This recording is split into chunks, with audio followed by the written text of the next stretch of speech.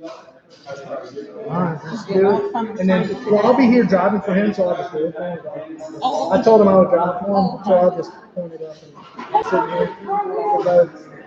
You good for indication for that?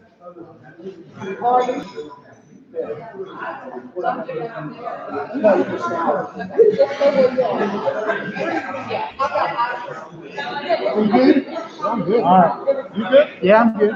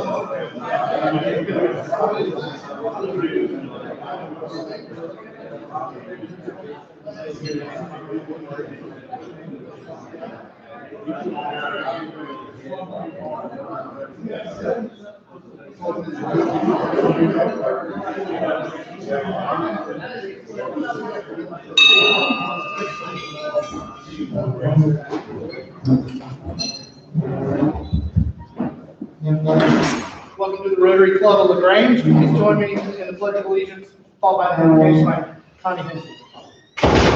Pledge allegiance to the flag of the United States of America, and to the republic for which it stands, one nation, under God, indivisible, with liberty and justice for all. Let us pray. Lord of all creation, we come today to honor you and to remind ourselves of the pivotal place in our lives. We ask for your blessings on this Rotary Club. We ask that your wisdom will guide us as we seek to accomplish our goals. Thank you for the opportunities you give us to serve you and to serve others. May our actions and our attitudes please you on this day. We pray these things in your mighty name. Amen. Thank you. And now to introduce our visitors and guests, it's Cheryl Maggie.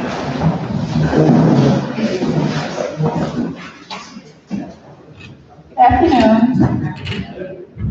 I would like to recognize our visitors and guests. When I call your name, could you please stand, please? We have Kim Myers with Victory Reading. She's a guest of Patty Youngblood. And we have Arisha Goodman with Troop County School System. She is our Public Relations Director. Thank you, and we hope you come again.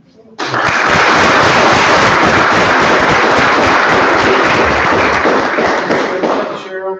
And now for our birthdays and anniversaries. 25th of September, John Cash's birthday, and then today, Trey Long's birthday. Happy birthday to y'all. Memory anniversaries, Jake Bear, this says 11 years. And then Jerry Folks, 20 years on the 26th. So happy anniversary to y'all. And then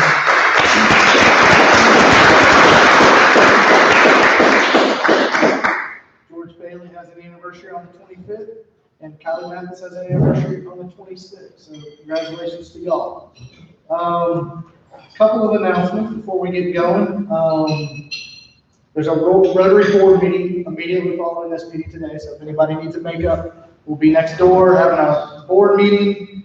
And then Ron Shoemate has a quick announcement. Do you want to make an introduction? No, I was going to introduce Irish. I didn't know how y'all were going to do it. Okay. But Yolanda Stephen left the district about 6 weeks ago, to take another job in Nashville. Arisha comes to us as a former news reporter in Columbus, Georgia, Albany, Georgia, Roanoke, Virginia, and then recently worked for the Housing Authority in Roanoke. We're very glad to have her, get her on board, and obviously we need some help with communication all the time. And she's getting her feet wet already. We're glad to have her. So Welcome. We're glad you're here.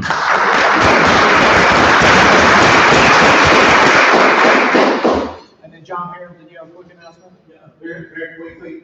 I mentioned last week that September is, I mentioned at last week's meeting that September is National Literacy Month. And last week I also had these little cards out on the table. Take a look at this. This is just an opportunity for you to be able to support one of the many literacy efforts that's going on in Troup County now. Kim Myers is one of those that we mentioned, obviously. Shoemate, as over the school system is. What I am doing with these is I will pass these on to the actual service providers who will reach out to you. But if you would like to support literacy in some shape, form, or fashion, please indicate on these cards. I'll pick them up afterwards. Thank you so much. Thanks, John. Yeah, I think it was, I have a coffee mug. I think it's Larry Brown that said, let's just teach the kids to read and everything else will fall into place. So. We do have some time for happy dollars. If anybody has any happy dollars that they'd like to put in. All right, then we'll just move right on to the program. Nobody's happy. I'm happy.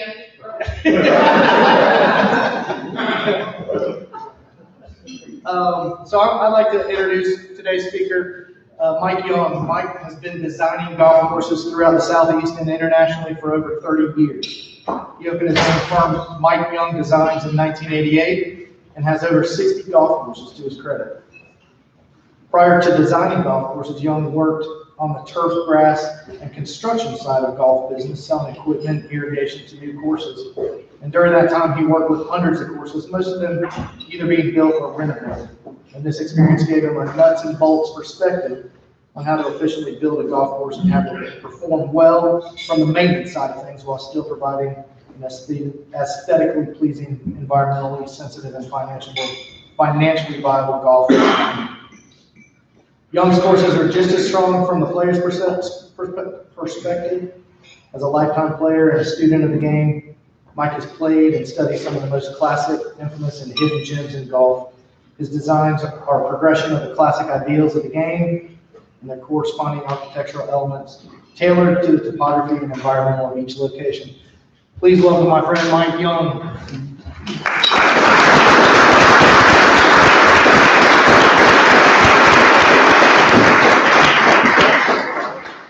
I'll get you going. Hello. Thanks for having me today. I made the mistake of telling somebody at a Rotary banquet, I said, yeah, I started with you Rotary clubs. They said, come speak to us. So this presentation is one we give usually at the town where we're going to work. And it just sort of explains golf course design to everybody, because most people don't know what that entails. And golf course architect, in the entire golf business, that's the first person that comes along, and he doesn't know who his client is going to be. Everyone else in the golf business knows if you're a golf course superintendent, if you're a club manager, if you're a golf pro, you know there's a golf course there, I'm going over there and apply for a job.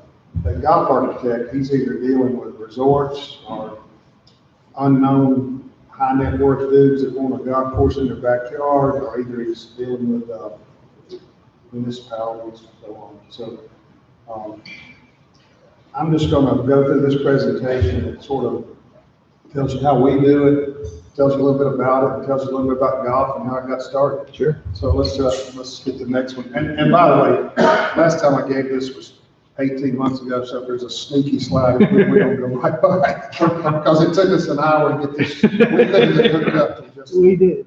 Okay, you can go. That's the guys that work with me.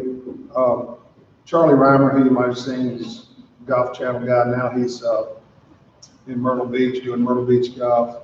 That's my dog. And then my son, Ashley, he runs the fields out here. We've just started keeping our office up at the top of the fields. Okay. That's just a map of where all we work as far as anywhere from Egypt to Australia to China. We're over. That's a list of courses. Okay, let's just take a few minutes here. Let me give you a brief rundown of golf and see why golf's the way it is today. Just click that and see how it works. The first stages of golf in the United States were right there, late 1800s, early 1900s, and that was just elite beginnings. It was people in the Northeast and the Midwest that just got together and created a few country clubs. During the 20s to 1949, not much happened because of the Depression, et cetera, and the war. As leisure time and all increased, in the 50s to 1970, we started to see some golf courses. It was saturated by 2000, but from 1970 to 2000 is when we started building them everywhere.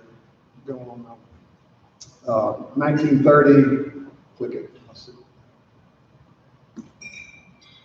There were 2,689 courses built since 1900 until 1930. A lot of people don't realize this next thing. Click it. There were a total of 3,700 courses in the United States in 1930. Almost half of those closed within the next 8 years, which puts you down there around 1,900 courses. That's a picture of Marion Golf Course up in Philly. Click it and let's see. So think about this. 641 courses were constructed during the Depression years. I don't know how many of you guys play golf, but we haven't built 641 courses in the United States since 2008. So that's saying how it just sort of stopped, and there's reasons it stopped. Hit the next one. 493 courses constructed during the war. Almost 5,500 courses were constructed from 1947 until 1969, after the war, during the growth period we talked about earlier. 8,500 courses by 1970. So in 1970, I think the next slide's up. Today we got 14,561. That's after having 2,500 closed since 2008. There's 34,000 worldwide, and most everything we do now is outside the country. Click it. Click it. Okay, let's see what we got. 200 million people in the U.S. in 1970, and there were 8,500 courses in golf. Worked most places. I mean, it was efficient. It worked. Today, with 330 million people, we've got 14,500 golf courses. So we went up 130 million people. We more than doubled. We didn't double because we closed some of them, but we're close. We got anything? And they expect 2,500 more to close. That's a golf course we worked on over in Egypt, and that's in Brazil. Cool. Golf design today. Y'all never heard of me, but you hear of Arnold Palmer or Jack Nicklaus or something like that. That's basically become unsustainable. You don't see it that much anymore. It created a lot of golf that was built in the last, since 1985, golf wasn't built for golf. It was built to develop housing. You could take one golf hole and put 40 house lots up. So you could build a $25 million golf course, and you have one hole that had $5 million worth of lots. So places resorts and all would do this as a means of selling real estate. And then at the end of the day, the golf couldn't operate because it didn't have the people to play it. When I first started, there were 10 of us that we had been in the business selling to people, and we did what we call arts and craft design.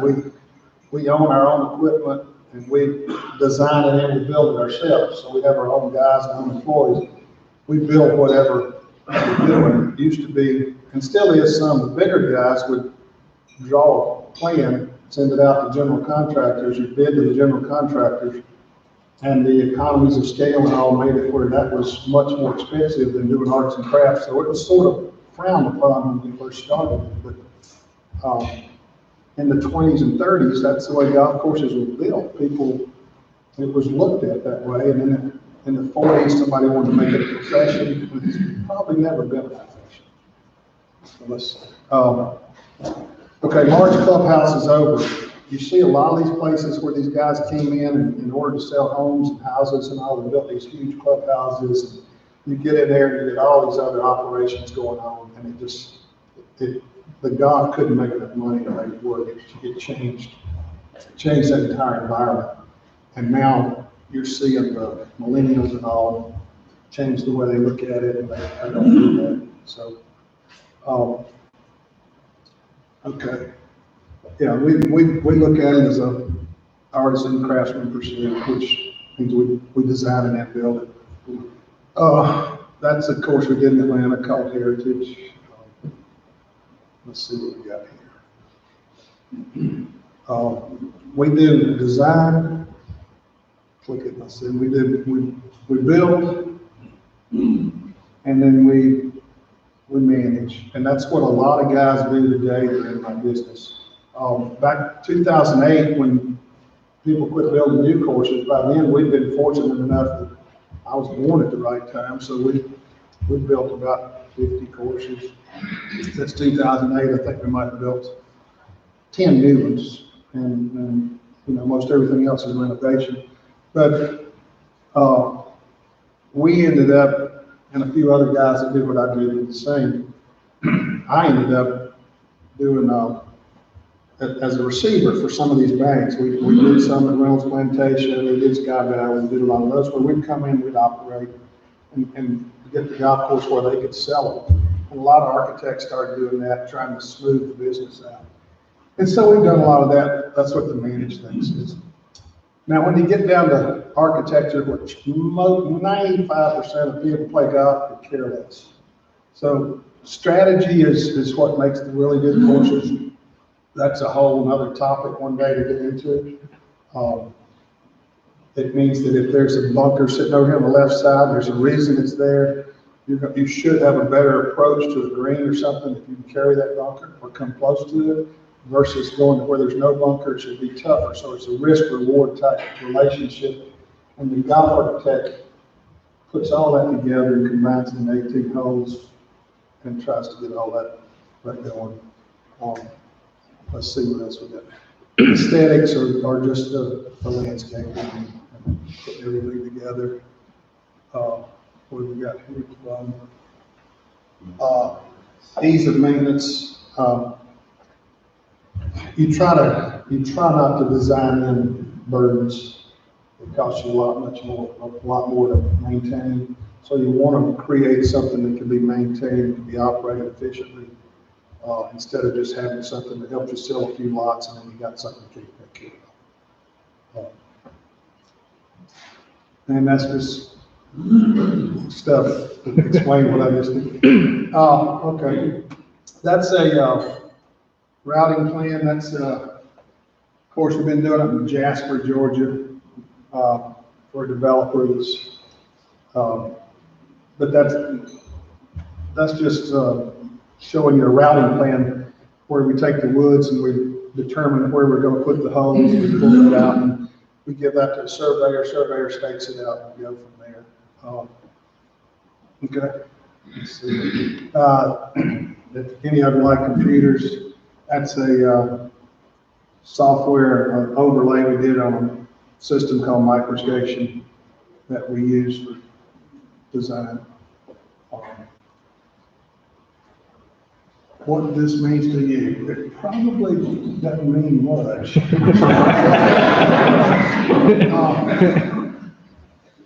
Anyway, that's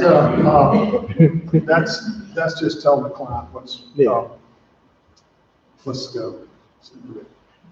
Okay, that picture's probably, that's a golf course down in Madison, Georgia. We bought the golf course from the bank 3 years ago. It's about this high now. We haven't done anything with it yet. And I build, that's the same golf course after we sodded everything, getting it ready. Same golf course. And then we, like it says, we maintain them through the whole thing.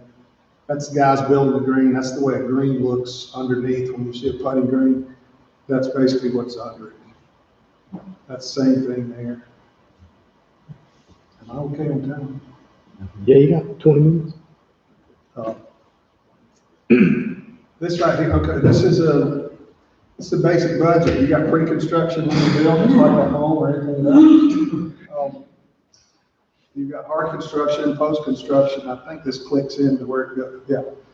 And it just breaks down the different line items we go through when we're building the golf course. Okay. A few examples. Okay, this is a golf course we're doing right now. Actually, this is the last time we did the presentation. We're redoing a course called Johnson City Country Club up in Johnson City, Tennessee. It's a 1913 A.W. Tillinghast design. And that's a picture of the 18th hole after we sodded it. Okay. That's a land plan of a course we're doing in Nicaragua on the Pacific Ocean there.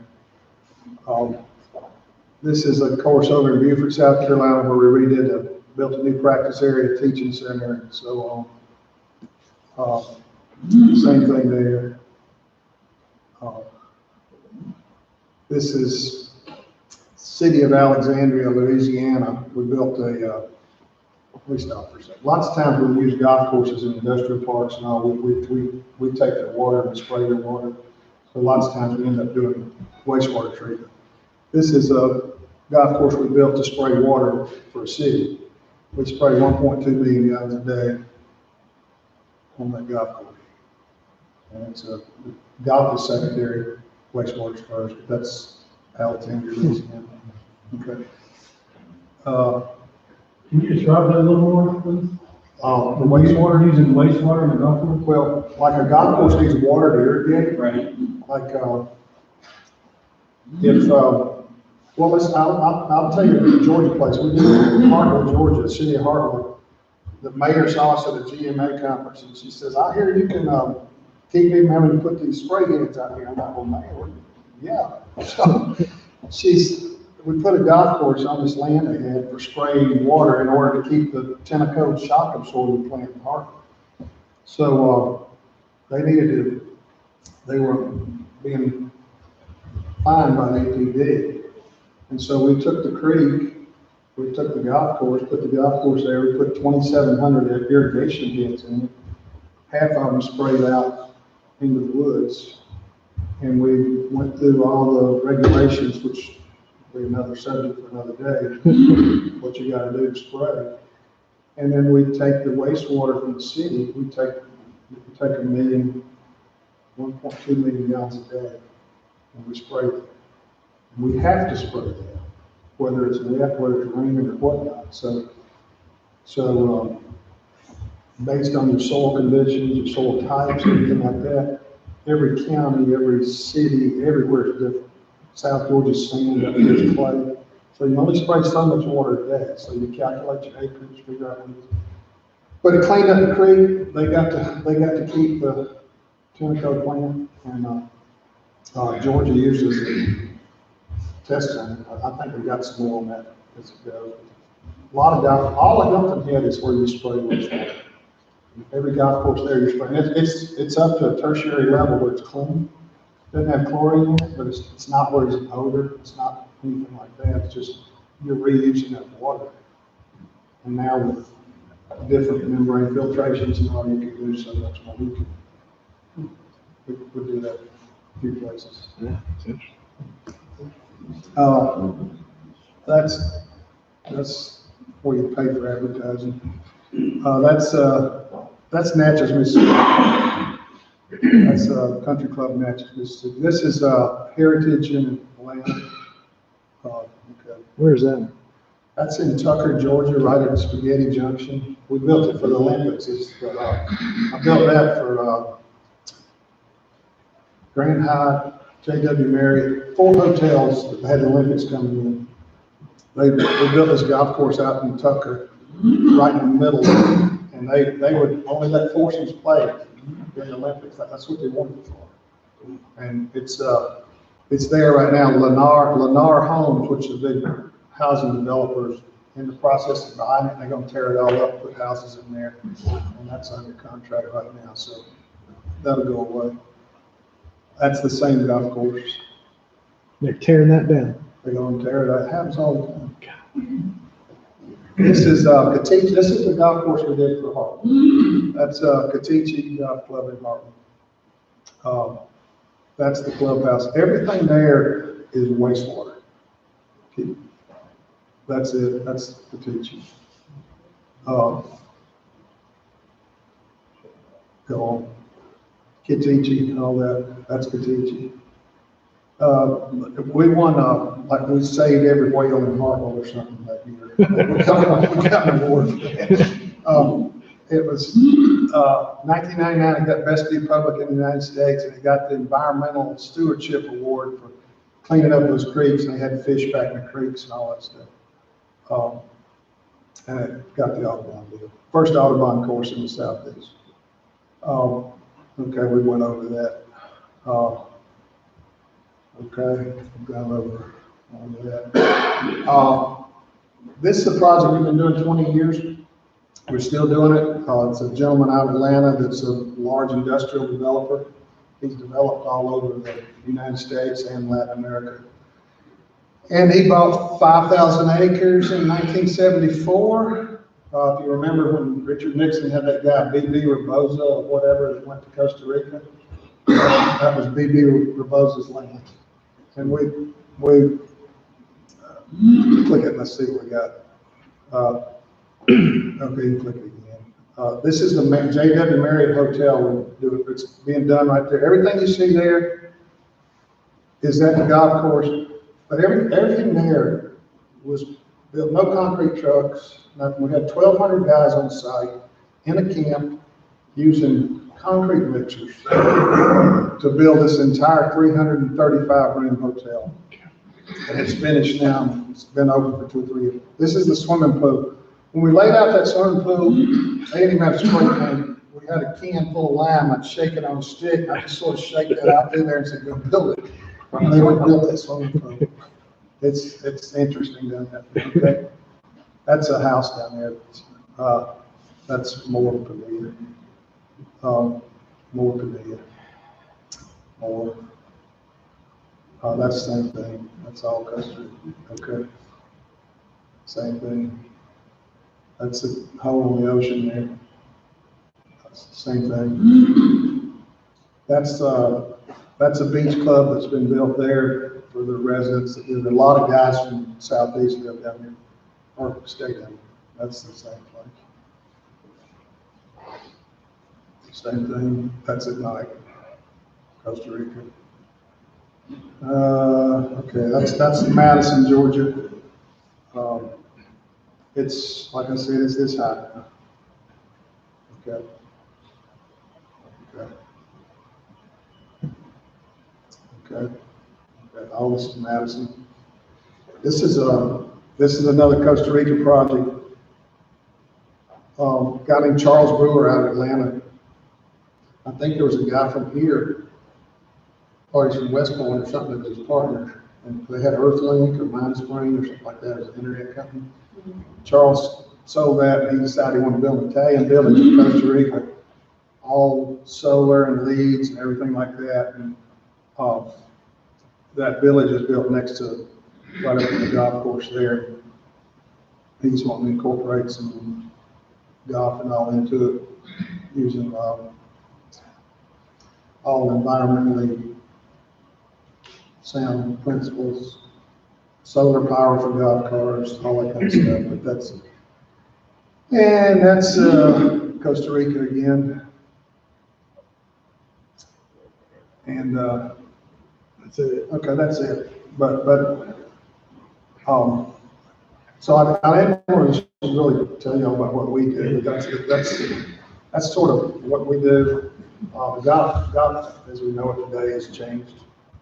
All the millennials look at it differently. They want to go play. They drink craft beers and smoke cigars. They want to be with the dogs. First golf course we did was here in town, and my son moved here 8 years ago, and he's sort of a millennial, and we love it. No. He's trying to go that way with it, but we're seeing it. We're seeing this entire industry change.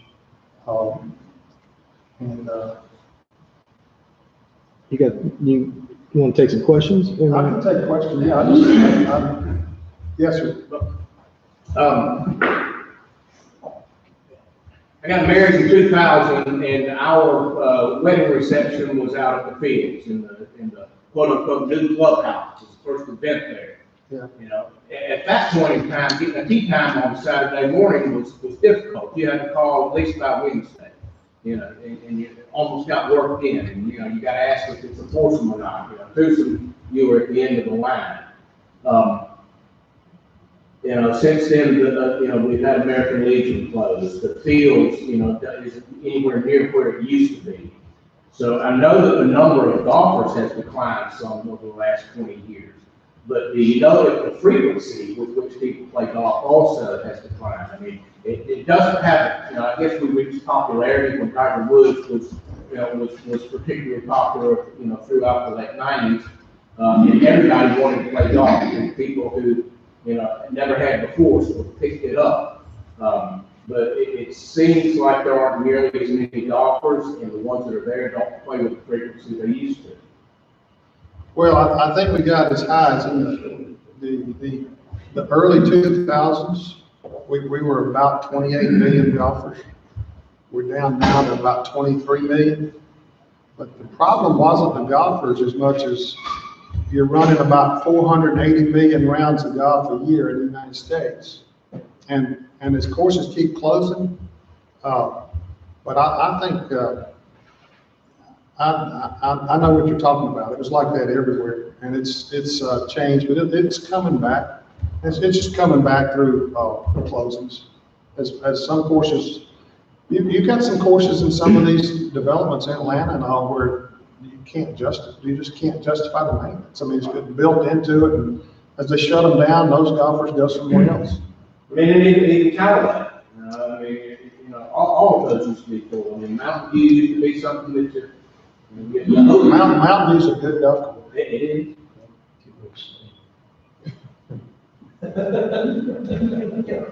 is. Mountain View never really got the recognition it should. It was a joke. It was a really good golf course. I remember. Is there something that you look for that you want when you're looking at a new course, or don't want? You know, what makes you say this is something we should?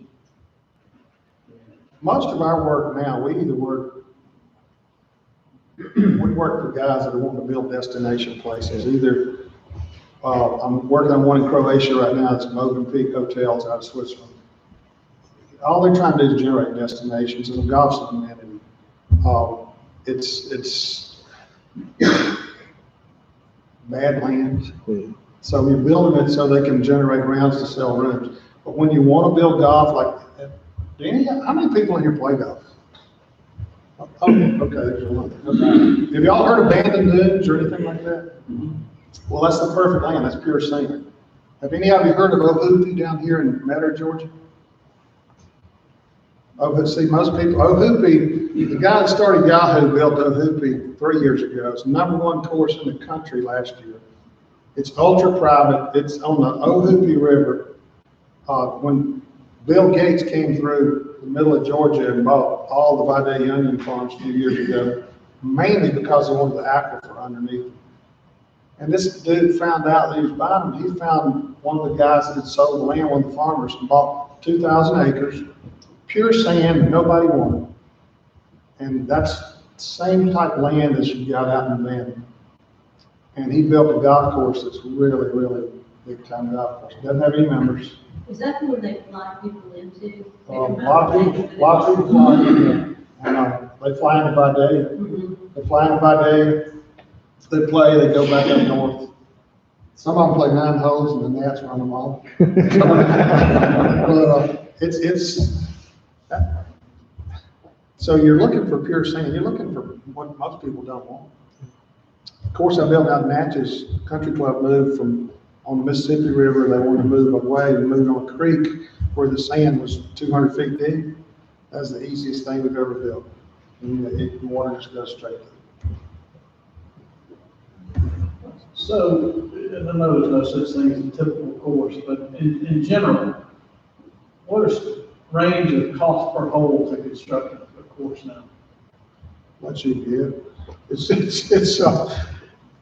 I would say it all depends on irrigation and drainage. And the southeast is probably the hardest because we've got so much red clay. But like we've done a good bit of work in Michigan. And Michigan, I can build a course for half the price in Michigan I could build one in Georgia. So,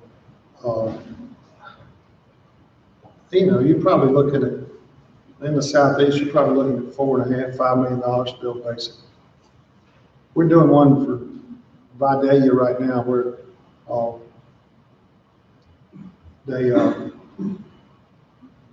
took an old course that was in the development there and decided they wanted to enhance the town. They would bring it back. We can build that for almost nothing because it's pure sand. That'll end up getting done for $2 million. You get up here in the red clay around Atlanta, you're looking at 5. What if you don't have the Robert Trent Jones courses over in Alabama to do it?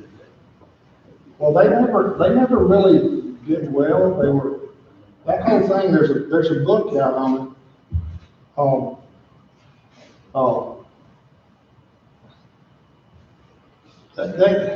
They were there to create economies for some of those areas supposedly.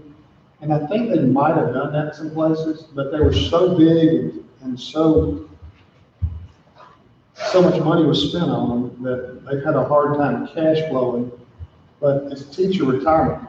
Yeah. And when Bronner did that. The same year he did that, the only thing he did worse than that was he bought a building in New York that had asbestos in it. So it saved him. But they could play. It's just an individual couldn't do that and make it work.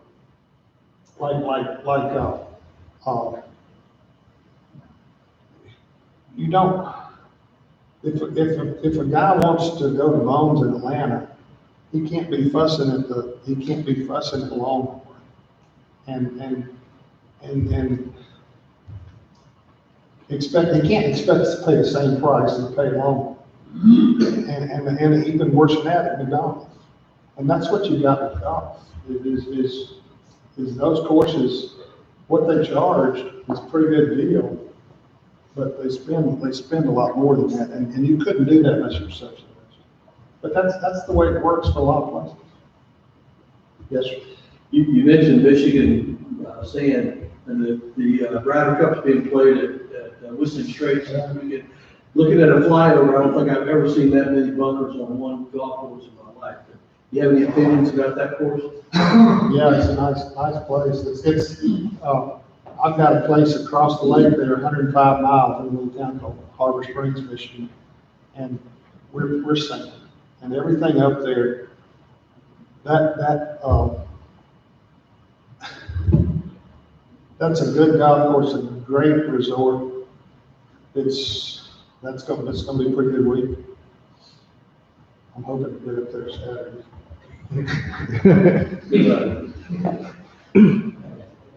How do Mike, how do you, design these courses where the bunkers attract all my balls? How do you do that?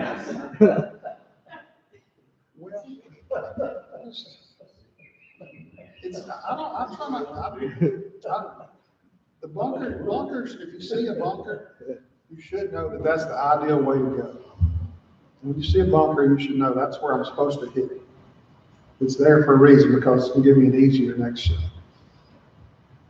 And you try. Right, You see a lot of courses like Reynolds and Plantation and all that. You see a lot of these places that are just resort courses.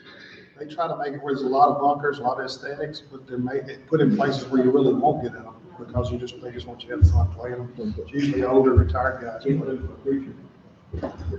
Is it just too hot for bent grass? Bent grass is a thing of the past in Southeast.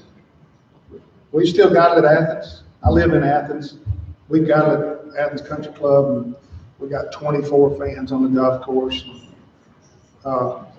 I think more than half of us think we shouldn't have it, but if you didn't go to Georgia, then you're not gonna have much say so there.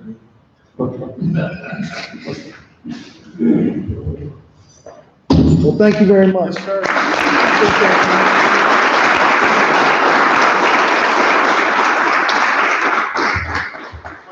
Thank you so much. That was fascinating stuff. We appreciate you speaking today, and in honor of your speaking, we're going to make a donation to Polio Plus, which is Rotary's initiative to rid polio worldwide. Reminder that there's a board meeting right next door right now. Our next program on the 29th will be brought to us by Henry Jacobs, and it will feature musician John Tavius Willis. So it should be interesting. If there's nothing else, we return.